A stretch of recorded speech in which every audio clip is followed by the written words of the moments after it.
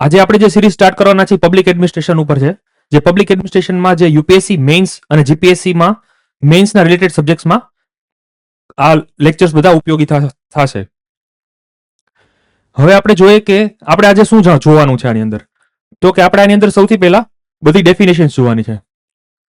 તો કે ભાઈ ડેફિનેશન શું કામ, why we need to learn this definition. Simplest ફોર્મમાં ડેફિનેશન આ બધી આપેલી છે અને આપણે ભણવાના છીએ.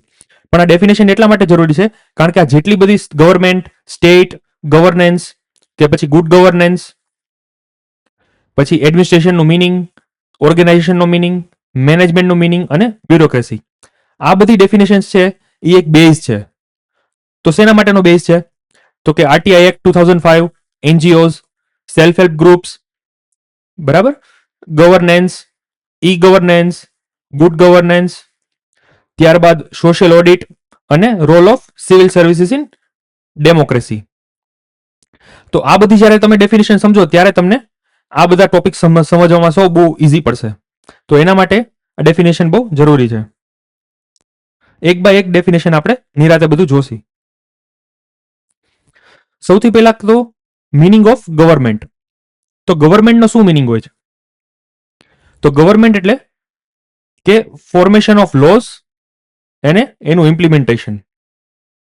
ગવર્મેન્ટ સિમ્પલેસ્ટ ફોર્મમાં, ગવર્મેન્ટનું સિમ્પલેસ્ટ ફોર્મમાં શું મિનિંગ થાય? ફોર્મ કરે લોને અને એને ઇમ્પ્લિમેન્ટ કરે. આ એની સિમ્પલેસ્ટ ડેફિનેશન છે. હવે આપણે આગળ જોઈ તો ઈ ગવર્મેન્ટ છે એ કોનો પાર્ટ છે? સ્ટેટનો પાર્ટ છે. ગવર્મેન્ટ કોનો પાર્ટ છે? સ્ટેટનો. તો એ જે સ્ટેટનો પાર્ટ છે, તો સ્ટેટ શું છે? ઘણી વખત આપણે ફંડામેન્ટલ રાઇટ્સમાં એમાં આપણે જોઈએ આર્ટિકલ 12 માં તો કે ભાઈ ફંડામેન્ટલ રાઇટ્સની અંદર આપેલું છે ડેફિનેશન ઓફ સ્ટેટ. પણ હકીકતમાં ડેફિનેશન શું છે આ સ્ટેટની? પોલિટિકલ સાયન્સમાં આપણે જોઈએ તો સ્ટેટ એવું હોય કે જેમાં એની એક્ઝેક્ટ ડિફાઇન્ડ ટેરિટરી હોય. એની એક્ઝેક્ટ ડિફાઇન્ડ ટેરિટરી હોય. માન લે કે આ ઇન્ડિયા છે, તો ઇન્ડિયાની આ ડિફાઇન્ડ પ્રોપર ટેરિટરી હોય, બરાબર. પછી ઓર્ગેનાઇઝડ એની અંદર ગવર્મેન્ટ્સ હોય. ગવર્મેન્ટ મતલબ કે લેજિસ્લેટિવ, એક્ઝિક્યુટિવ, જ્યુડિશરી, તો આવી બધી ઓર્ગેનાઇઝની અંદર ગવર્મેન્ટ હોય. પછી આ જે ગવર્મેન્ટ હોય એ શું હોય? તો એ સોવેરિન હોય, બરાબર. અને ત્યારબાદ એની અંદર બધી પોપ્યુલેશન્સ બધી રહેતી હોય, એને કહેવાય સ્ટેટ.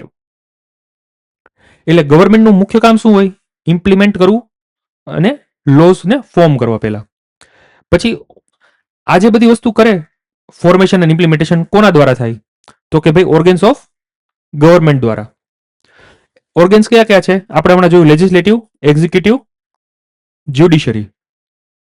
જેમાં લેજિસ્લેટિવ છે એ શું કામ કરે છે? લોઝ બનાવશે. એક્ઝિક્યુટિવ શું છે? તો એક્ઝિક્યુટિવ્સની અંદર બે હોય, બરાબર. એક તો પોલિટિકલ એક્ઝિક્યુટિવ્સ અને સેકન્ડ પરમેનન્ટ એક્ઝિક્યુટિવ્સ.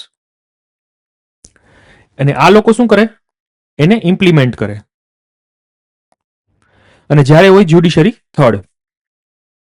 જ્યુડિશરી શું કરશે? એ બધી સમીક્ષા કરશે. આ લો જે બનાવ્યા છે એ ફંડામેન્ટલ રાઇટ્સને વાયોલેટ તો નથી કરતા ને? અને જો વાયોલેટ કરતા હોય તો એને નકારી દેવામાં આવે, બરાબર. અને જે નેક્સ્ટ ડેફિનેશન છે એ આપણે શું જોઈ? ગવર્નન્સની. તો ગવર્નન્સમાં શું હોય? એમાં મેઇન એમ્સ હોય છે વેલફેરનો, કે માણસોનું આપણે વેલફેર કઈ રીતે સારી રીતે કરી શકી. પછી ગવર્મેન્ટ હોય, આ કન્સેપ્ટ આવ્યો 1990s પછી. એ આપણે આગળ જોશું, આપણે આગળ લેક્ચર સિરીઝની અંદર. પણ એમાં શું હોય કે ગવર્મેન્ટને કેવું હોવું જોઈએ? રિસ્પોન્સિવનેસ હોવું જોઈએ, જેમાં રિસ્પોન્સ એને મળે. નહીતર પેલા શું હોય કે ભાઈ રિએક્ટિવનેસ જોવા મળતું. તો રિએક્ટિવનેસ કઈ રીતે જોવા મળે? કે ગવર્મેન્ટ આપણે જોયું 1947માં, એમાં કોઈ પણ જાતના જે સિટીઝન્સ હોય એને પાર્ટિસિપેશન નહોતું. એટલે શું કરે એની અંદર ગવર્મેન્ટ? સૌથી પહેલા તો કે ભાઈ ઉપરથી છે ને ટોપ ડાઉન એપ્રોચ,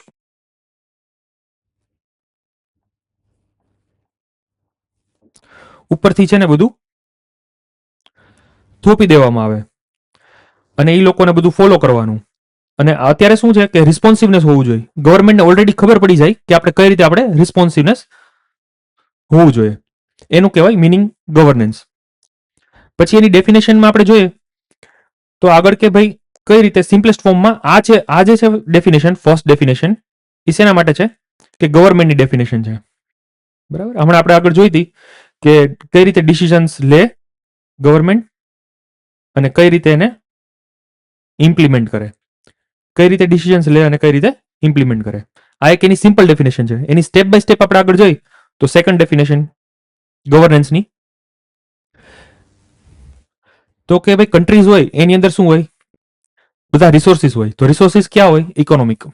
ઇકોનોમિક અને સોશિયલ. ઇકોનોમિક સોશિયલ રિસોર્સિસમાં કયો આવે? તો કે ભાઈ આપણું ડેમોગ્રાફિક, ડિવિડન્ડ,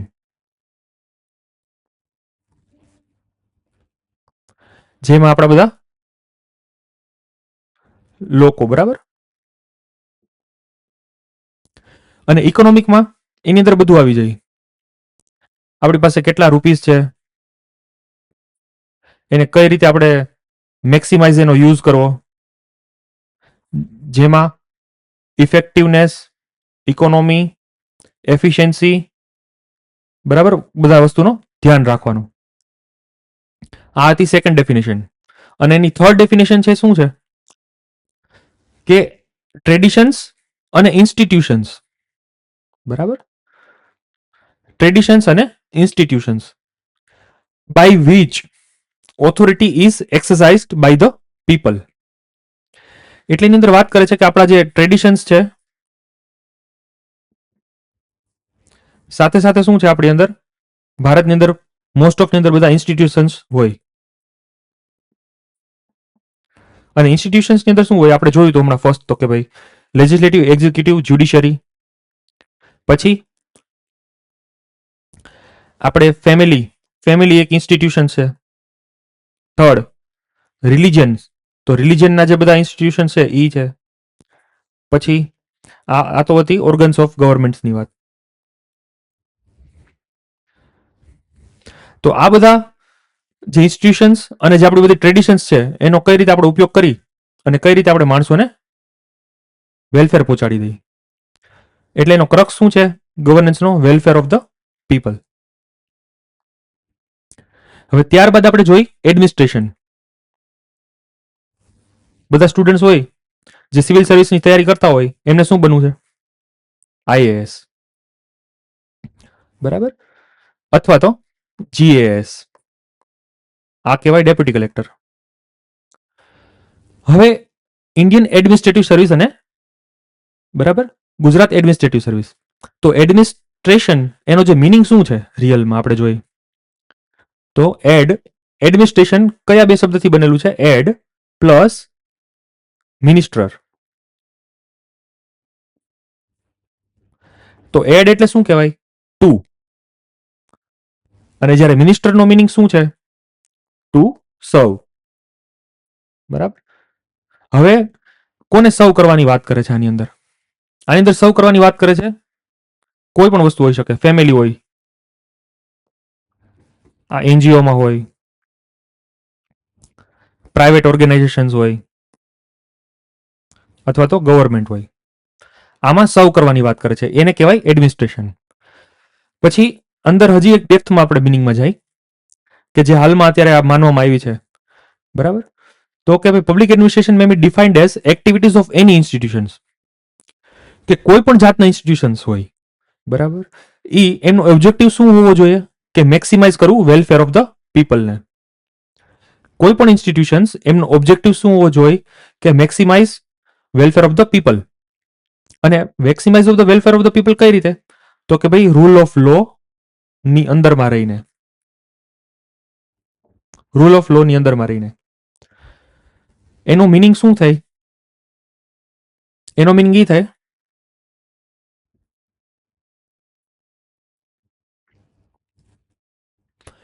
કે ઇન્સ્ટિટ્યુશન્સ હોય.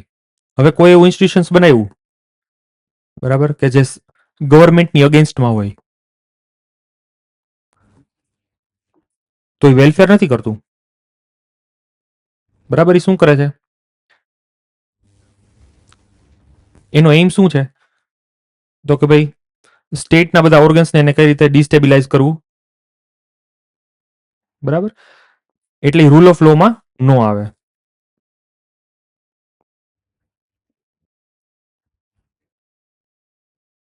હવે એડમિનિસ્ટ્રેશનની અંદર બે મુખ્ય મહત્વની વસ્તુ હોય.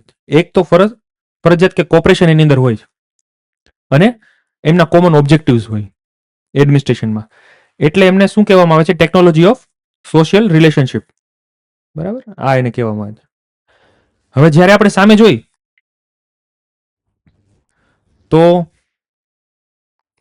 એડમિનિસ્ટ્રેશન અને મેનેજમેન્ટ એ બેમાં શું ફેર છે? કોમર્સ વાળા સ્ટુડન્ટને ખબર હોય કે મેનેજમેન્ટ તો આપણે ભાઈ જોયું હતું કે હેનરી ફેયોલમાં એ બધી વસ્તુમાં આવે છે. બાકીના બધા સ્ટુડન્ટ્સ માટે જાણવું જરૂરી છે કે મેનેજમેન્ટ શું છે. તો એડમિનિસ્ટ્રેશન શું હોય? તો એ ગવર્મેન્ટમાં હોય. જ્યારે મેનેજમેન્ટ હોય એ શેમાં હોય? પ્રાઇવેટમાં હોય. અને એડમિનિસ્ટ્રેશન મુખ્ય એનું એમ શું હોય? કે ઉપરથી ડિસિઝન્સ લેવું, ટોપ લેવલ ઉપરથી.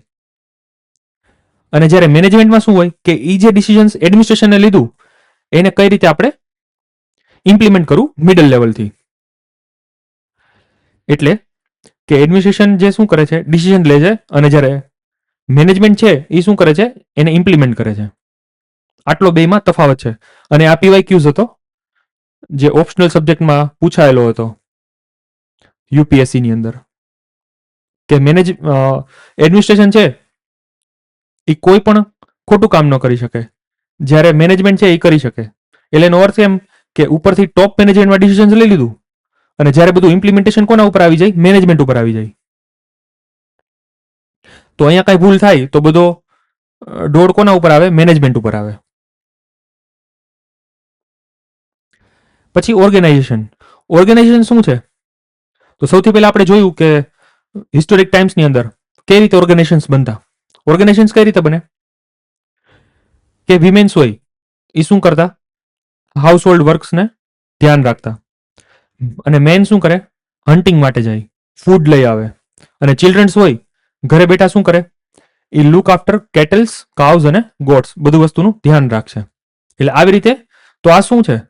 તો આ એક ઓર્ગેનાઇઝેશન જ છે. એટલે રિયલ મિનિંગ અત્યારે આપણે જોઈએ તો કે ભાઈ is a combination of necessary human beings, જેમાં હ્યુમન્સ હોય, મટીરિયલ રિસોર્સિસ હોય, એમાં ઇફેક્ટિવ કોરિલેશન હોય, જેથી કરીને આપણા ડિઝાયર્ડ ઓબ્જેક્ટિવ્સ આપણને મળે.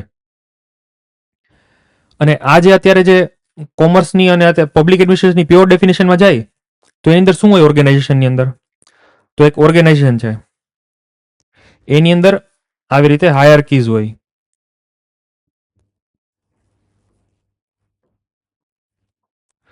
અને આ હાયરકીઝમાં કયા લોકો છે, મીન્સ કયા પીપલ્સ છે, એ કઈ પોઝિશન ઉપર છે,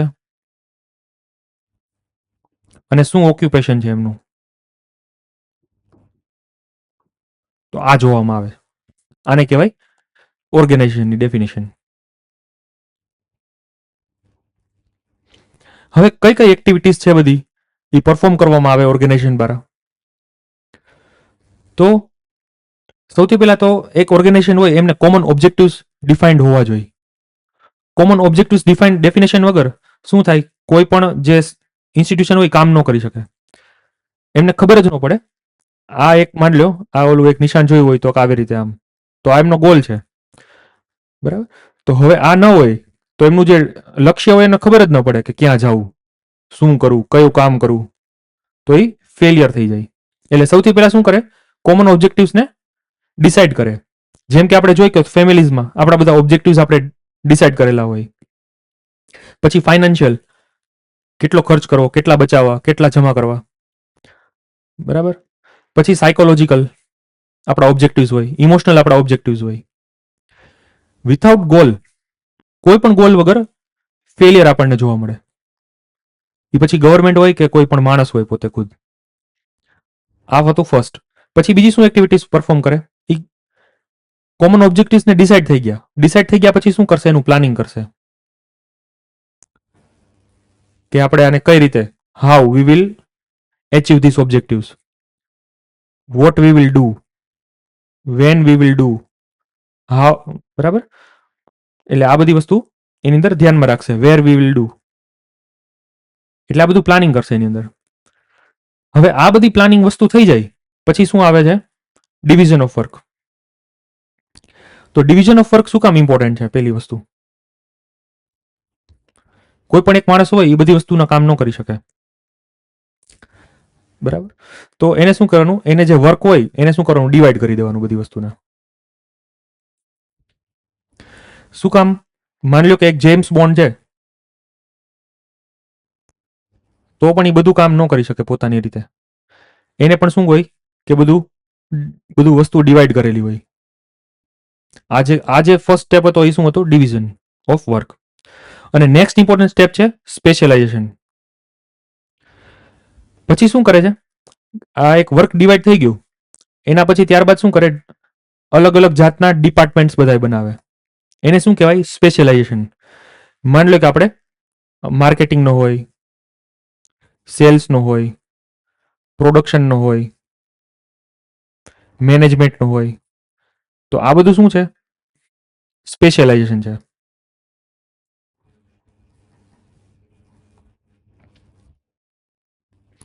અને હાલમાં અત્યારે આપણે જોઈએ, આપણે જે બધી સર્વિસીસ છે, જેમાં આઈએએસ લઈ લઈ, તો એ સ્પેસિફિક નથી સર્વિસ. એ કેવી છે? જનરલિસ્ટ છે. એવી જ રીતે આઈપીએસ, એ પણ શું છે? જનરલિસ્ટ. આની પણ એક ડિબેટ ચાલે છે કે કઈ રીતે આપણે કરવું જોઈએ આઈએએસમાં અને આઈપીએસમાં. અત્યારે એવી વાત કરે છે કે આઈપીએસની અંદર જે લો એન્ડ ઓર્ડર એને કઈ રીતે સેપરેટ કરી નખાય, જ્યારે ક્રાઇમનું અલગ સેપરેટ કરી નખાય. એટલે બે ફંક્શન અલગ અલગ વિંગ્સ બધી પરફોર્મ કરે તો સૌથી વધારે શું થાય? એફિશિયન્સી ને બધી વસ્તુ સારી મળે એની અંદર. પછી ત્યારબાદ શું આવે છે? ફિફ્થ ઇમ્પોર્ટન્ટ સ્ટેપ શું છે? રિક્રુટમેન્ટ. રિક્રુટમેન્ટ શું કામ ઇમ્પોર્ટન્ટ છે? માની લો કે એક આઈપીએસ ઓફિસર છે, એને સારા પ્રમાણમાં એનું આઈક્યુ, ઈક્યુ અને એનો રાઈટ એટીટ્યુડ હોવો જોઈએ. તો આઈક્યુ શું કામ? કે કોઈ પણ સારી વસ્તુ હોય એ ઝડપથી સમજી શકે, પ્રોસેસ કરે અને એને ઇમ્પ્લિમેન્ટ કરે. જ્યારે ઈક્યુ હોય તો ઈક્યુ ઇમોશનલ કોશન્ટ બહુ હોવું જરૂરી છે એનામાં. એના વગર શું થાય? માની લો એક ભીડ છે, એક દંગો થઈ ગયો, એક એમાં ભીડ છે, તો એમાં ઝાઝા બધા લોકો આવી ગયા અને એને સમજાવવા માંડ્યા કે અમે આ દંગો તમારે દંગા અમે રોકો. તમે જે આઈપીએસ ઓફિસર હોય શું કે તમે આ દગાને કઈ રીતે તમે રોકશો? એ જે એના સ્કિલ્સ ઉપર ડેવલપમેન્ટ હોય, જેની એની અંદર કોમ્યુનિકેશન સ્કિલ્સ હોય, એ શેના ઉપર ડિપેન્ડન્ટ હોય?